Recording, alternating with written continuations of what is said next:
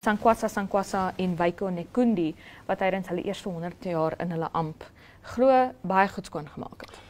Ek sou saamstem dat hulle die meeste geraas maak oor hierdie afgelope paar maande.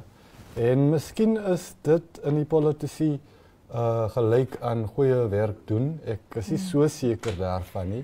Maar daar is ander ministers wat nog nie hier genoem word nie, wat ek voel bietjie beter doen. Kan ek maar 'n naam noem? Noem maar. Ek voel, en hier is my persoonlike mening, ek voel ons minister van onderwys, Sanet Steenkamp, en ons adjunkminister van onderwys, jeug, sport, kuns en kultuur, Dina Belati. Ja. Ek dink hulle twee is fisies op die grond. Ek dink hulle besoek skole tydens daai Okahanya kwessie met die 3 meisies. Daai volgende maandag toes hulle in Okahanya, daai naweek al, toes Dina Belati in die familie se huise en hy het saam met hulle gehuil. Ja. So ek weet nou nie of dit die ministers is waaraan jy gedink het nie. Dit is, ja.